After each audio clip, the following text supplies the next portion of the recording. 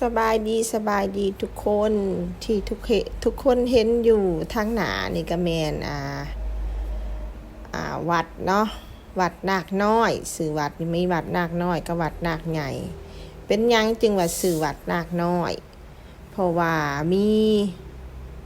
แต่ก่อนแต่หลังเนาะมีฮูพญานาคและเพิ่นได้สร้าง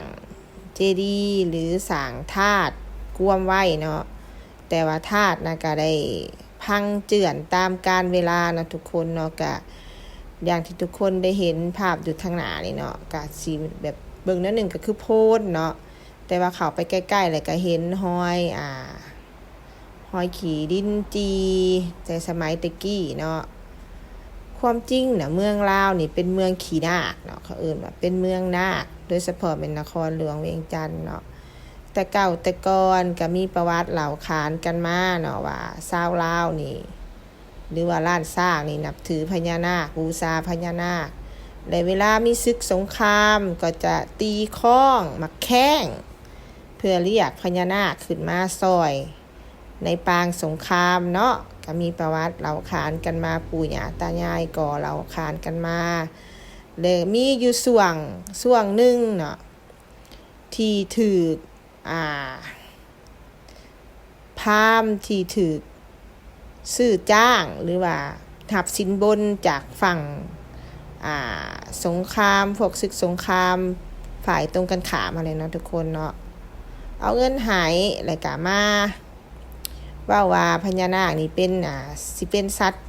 กะหรี่บ้านกะหรี่เมืองในภายภาคหน้าเนาะบัดนี้เมื่อเป็นโหรพยากรณ์ของราชวงศ์หรืออยู่ในเป็นของเจ้าชีวิตนั่นแหละเนาะเป็นโหรพยากรณ์เป็นพราหมณ์นั่นแหละเนาะทำนายทายถากเพิ่นก็เชื่อเนาะก็บ่ได้คิดว่าพราหมณ์นั่นจะถือ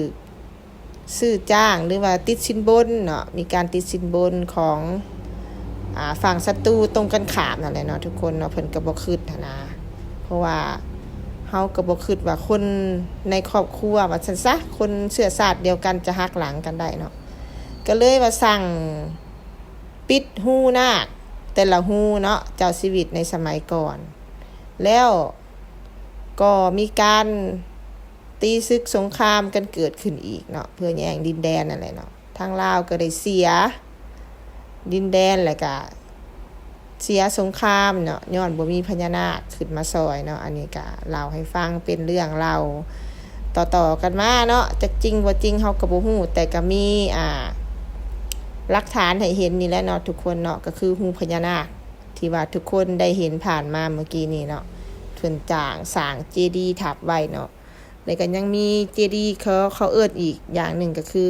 ธาตุดำเนาะธาตุดำน่ะก็แม่นฮูพญานาคคือกันเนาะทุกคนแล้วก็ยังมีอีกที่หลวงพระบางเนาะแต่ว่าก็บ่ฮู้ว่าอยู่จุดใดเนาะแล้วคันได้ไปหลวงพระบางก็จะไปเสาะข้อมูลมาให้ทุกคนได้รับชมกันเนาะ